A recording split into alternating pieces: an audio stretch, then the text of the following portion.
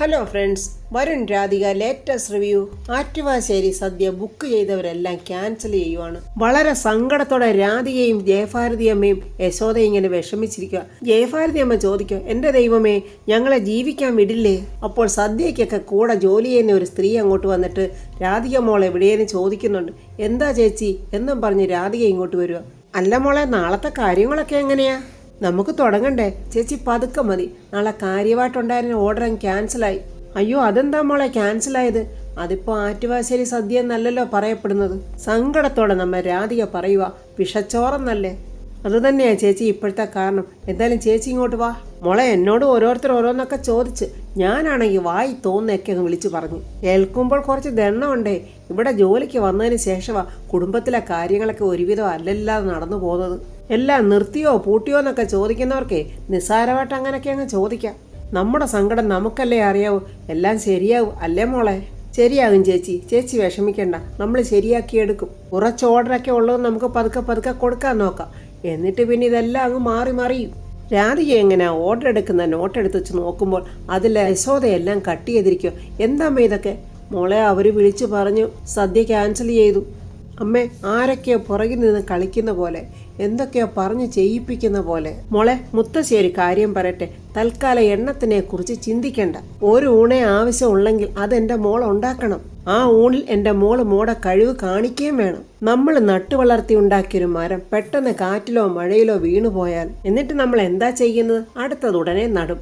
എന്നിട്ട് അതിന് ഇല വന്നു, കൊമ്പ് വന്നു, പൂ വന്ന്, അത് പിന്നെ അങ്ങ് വലിയൊരു മരമായിട്ടങ്ങ് വളരും. അത്രേ ഉള്ളു മോളെ. യശോദയമ്മ അത് കേട്ടിട്ട് പറയാ, എൻ്റെ മോളെ തോറ്റു കൊടുക്കരുതടി. എൻ്റെ മോള് തോറ്റു കൊടുത്താൽ പിന്നെ നമ്മളെല്ലാവരും ഒന്നിച്ചങ്ങ് തോറ്റുപോകും. ആ ജോലിക്കാരി പറയുന്നുണ്ട്, എൻ്റെ പൊന്നുമോളെ, നീ കുറച്ച് ദിവസത്തേക്ക് ഞങ്ങൾക്കൊന്നും ഒന്നും തന്നില്ലേലും സാരമില്ല, മോള് നേരാവണ്ണം ഇതങ്ങ് നടത്തിയാൽ മതി. ഇതെല്ലാം കേട്ട് കഴിഞ്ഞിട്ട് രാധിക പറയുക, നിങ്ങൾ പറയുന്ന ശരി, ഇവിടെ നമ്മൾ തലകുനിച്ചാൽ ശത്രുക്കൾ ജയിക്കും. ചേച്ചി ഇങ്ങോട്ട് വന്നേ, നമുക്ക് കടയിൽ പോയി പച്ചക്കറിയൊക്കെ വാങ്ങിക്കൊണ്ട് വരാം. എന്ത് പറയുന്നു മുത്തശ്ശി, നമുക്ക് തുടങ്ങിയാലോ? നമ്മുടെ ജയഭാരതി അമ്മ പറയേ, എൻ്റെ മോളെ, നിന്റെ മുഖത്ത് ഈ ചിരി വന്നാൽ മതി, നമ്മൾ ജയിക്കും. രാധിക അങ്ങനെ സാധനമൊക്കെ വാങ്ങിക്കൊണ്ട് വരുമ്പോൾ രാധികയെ എന്നൊരു വിളി. രാധിക നോക്കുമ്പോൾ അവളുടെ ഒരു ടീച്ചറാ. ആ ടീച്ചറോ? രാധിക എവിടെ പോയിട്ട് വരുക? വേണ്ട, ഞാൻ ഈ പച്ചക്കറി വാങ്ങിക്കാൻ അവിടെ പോയതാ. അതിനിവിടെ കടയുണ്ടോ? ഉണ്ടല്ലോ, യാതൊരു വിഷവും കലരാത്ത പച്ചക്കറികളാണ് അവളുള്ളത്. ഞാൻ സാധനങ്ങളൊക്കെ അവിടുന്നാണ് വാങ്ങിക്കുന്നത്. നാളെ സ്കൂളിലുള്ള ഫംഗ്ഷന് വേണ്ടിയിട്ടാ. അയ്യോ എൻ്റെ രാധികയെ, അത് പറയാൻ വേണ്ടി ഞാൻ അങ്ങോട്ട് വിളിക്കാനിരിക്കുമായിരുന്നു. ആ ഫംഗ്ഷൻ ഒന്ന് മാറ്റിയിട്ടുണ്ട്. അയ്യോ, എന്നത്തേക്കാ? ആ ഡേറ്റ് എന്താണെന്ന് ഫിക്സ് ചെയ്തില്ല. ഇനിയിപ്പോൾ എല്ലാവരോടും ഒന്നിച്ച് വരുന്നൊരു ഡേറ്റ് നോക്കണം. രാധികയ്ക്ക് മനസ്സിലായി ഓർഡർ ക്യാൻസൽ ചെയ്തതാണ്. രാധിക ചോദിക്കുക, ടീച്ചറെ, ഫംഗ്ഷൻ നാളെ തന്നെയാണല്ലേ? ആറ്റുവാശ്ശേരി സദ്യ ഒഴിവാക്കി, അതല്ലേ സത്യം?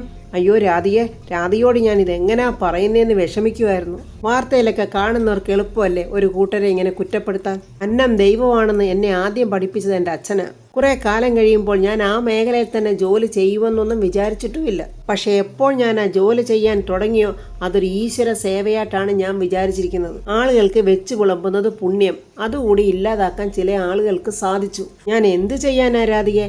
ആറ്റുവാശ്ശേരി സദ്യയുടെ കാര്യം പറഞ്ഞ് ഞാനാണ് അവിടെ സമ്മതിപ്പിച്ചത്.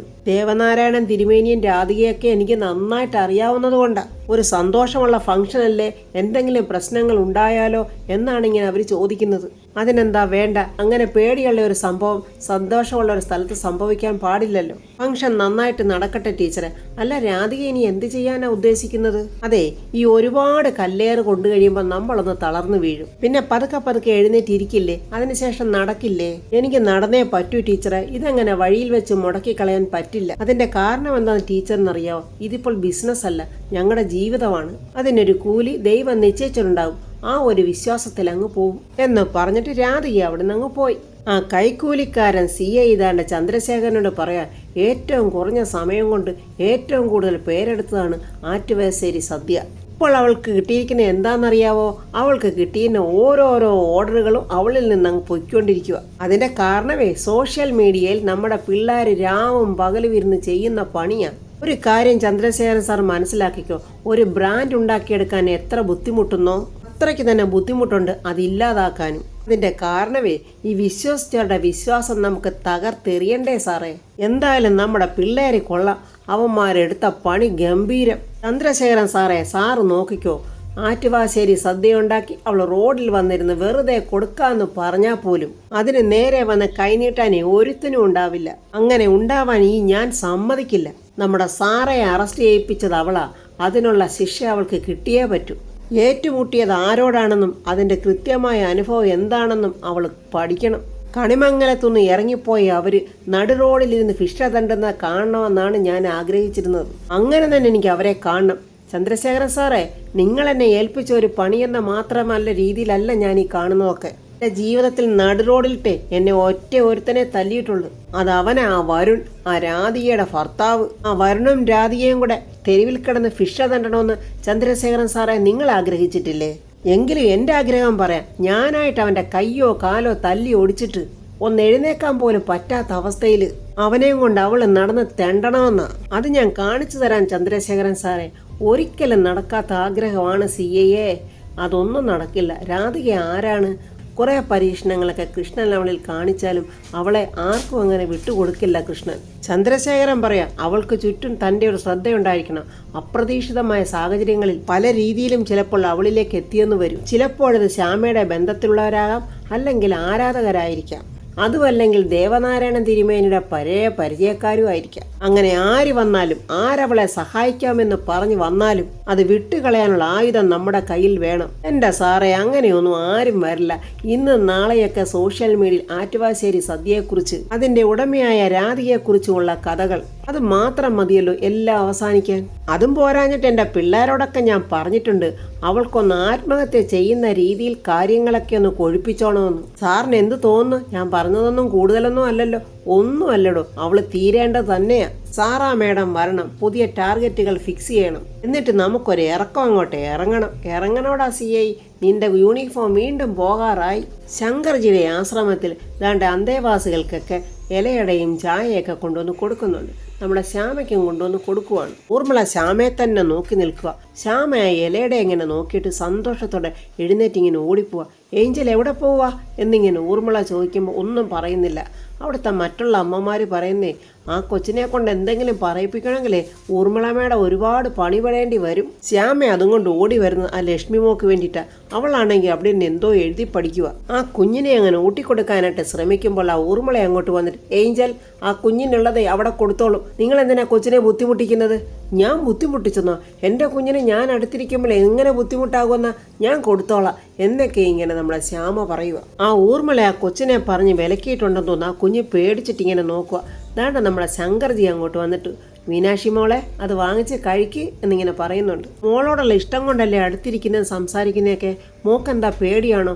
അല്ല എന്നിങ്ങനെ മീനാക്ഷി പറയുക. നിങ്ങൾ രണ്ടുപേരും നല്ല കൂട്ടായിക്കോ കേട്ടോ എന്നൊക്കെ ഇങ്ങനെ സ്വാമിയും പറയുക.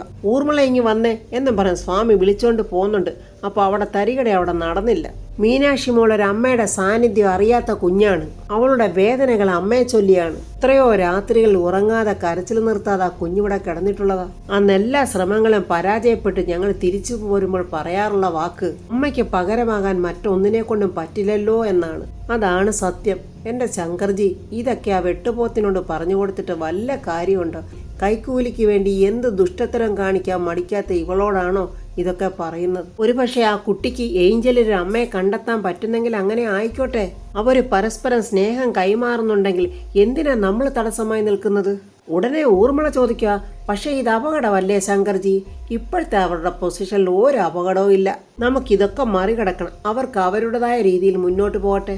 ആദ്യം ഇവളെ ആശ്രമത്തിൽ നിന്ന് ഓടിച്ചു വിടേണ്ട ശങ്കർജി. നമ്മുടെ രാധിക ആകെ തകർന്നിങ്ങനെ സങ്കടത്തിൽ നിൽക്കുക. ഇത് വരുൺ കണ്ടോണ്ട് അടുത്തിയെന്ന് രാധികയെ വിളിക്കുവാണ്. താനെന്താ ഇരുട്ടിലോട്ട് നോക്കി നിൽക്കുന്നേ? അതെ, ജീവിതം മൊത്തം ഇരുട്ടല്ലേ. വരുൺ പറയാം, ആ ടീച്ചറുടെ സദ്യ ക്യാൻസലായി പോയതെടുത്തൊന്ന് പിന്നെ ഒട്ടും മുന്നോട്ട് പോയിട്ടില്ല. ടീച്ചർ ഒരു സംഭവമല്ലേ. അത് കഴിഞ്ഞ് പിന്നെ ഇപ്പം എത്രയായി? എടോ, കയ്യിൽ നിൽക്കില്ലെന്ന് കണ്ടാൽ അതങ്ങ് വിട്ടേക്കണം. വെറുതെ എന്തിനാ ടെൻഷൻ അടിക്കുന്നത്? എന്നാലും എൻ്റെ പണി പാളിപ്പോയില്ലോ വരുണേ. ഞാൻ എന്തൊക്കെയാ പറഞ്ഞത്? വരുൺ ബിസിനസ്സെക്കുറിച്ച് മാത്രമേ ചിന്തിക്കാൻ പാടുള്ളൂ. അതിനെന്തൊക്കെ സഹായങ്ങളാണ് വേണ്ടത് അതൊക്കെ ഞാൻ ചെയ്തോളാം, ഞാൻ കഷ്ടപ്പെട്ടോളാം എന്നൊക്കെയല്ലേ പറഞ്ഞത്. കഷ്ടപ്പെടാനുള്ള മനസ്സൊക്കെ എനിക്ക് ഇപ്പോഴും ഉണ്ട്. പക്ഷേ കഷ്ടപ്പാട് ആർക്കും വേണ്ട. വരുൺ ചിരിച്ചുകൊണ്ട് ചോദിക്കുക, എടോ താൻ ഇത്രയേ ഉള്ളോ? ഞാൻ കരുതിയത് കുറച്ചൊക്കെ മനക്കെട്ടി ഉണ്ടാകുമെന്നാ. എനിക്ക് മനക്കെട്ടി കാണിക്കണമെന്നൊക്കെ ഉണ്ട്. പക്ഷെ ഒന്നോ രണ്ടോ അടിയൊന്നും അല്ലല്ലോ. ഇടിപോലിങ്ങി വന്നോണ്ടിരിക്കുവല്ലേ. എടോ രാധികയെ, സോഷ്യൽ മീഡിയയിൽ ആരൊക്കെയോ പണിയെടുക്കുന്നുണ്ട്. അവിടുത്തെ പണിക്കാരെ കണ്ടുപിടിക്കുന്നതും ബുദ്ധിമുട്ടാ. എന്നാലും എന്റെ ഫ്രണ്ടിനോട് പറഞ്ഞ് ഞാൻ ശ്രമിക്കുന്നുണ്ട്. നമുക്ക് നോക്കാം. ഇതിപ്പോ പർപ്പസായിട്ട് ആരോ ഇതിന്റെ പുറകെ കൂടിയിരിക്കുന്നുണ്ട്. വരുൺ എന്തായി പറയുന്നത്? അതിനി പ്രത്യേകിച്ച് ആളെ അന്വേഷിച്ച് നടക്കണോ? ആളാരാണെന്ന് നമുക്കെന്താ അറിഞ്ഞുകൂടെ? സോഷ്യൽ മീഡിയയിൽ ഒരു കാര്യമുണ്ട്, അത് രാധികയ്ക്കറിയാവോ? ഇങ്ങോട്ട് തല്ലുമ്പോൾ നമ്മൾ തിരിച്ചു തല്ലുന്നതും സോഷ്യൽ മീഡിയ കൂടെ തന്നെ ആയിരിക്കണം. നമ്മൾ വെറുതെ ഇരുന്നിട്ട് കാര്യമില്ല. ആറ്റുവാശ്ശേരി സദ്യയുടെ കാര്യങ്ങൾ സോഷ്യൽ മീഡിയയിൽ കാണിക്കണമെങ്കിൽ കാണിക്കണം. നമ്മുടെ പാചക ക്രമീകരണങ്ങളൊക്കെ ലൈവായിട്ട് വിടണമെങ്കിൽ ലൈവായിട്ട് കാണിക്കണം. വിശക്കുന്ന മനുഷ്യർക്ക് കുറച്ച് നല്ല ഭക്ഷണം ഉണ്ടാക്കി കൊടുക്കാമെന്ന് വിചാരിച്ചതാ വരുണേ ഞാൻ ചെയ്ത തെറ്റ്. എന്തൊരു കാലമായത്. എന്തായാലും നമുക്കിന്ന് മാറ്റിമറിക്കാൻ പറ്റില്ല. പകരം നമ്മുടെ രീതികളൊക്കെ ഒന്ന് ചേഞ്ച് ചെയ്യാം. നമുക്കും പിടിച്ചു നിൽക്കണ്ടേ മോളെ? വരുൺ എന്നോട് സത്യം പറയണം. ആറ്റുവാശ്ശേരി സദ്യ ഇപ്പോഴും തിരിച്ചു വരുമെന്ന് വരുണിന് പ്രതീക്ഷയുണ്ടോ?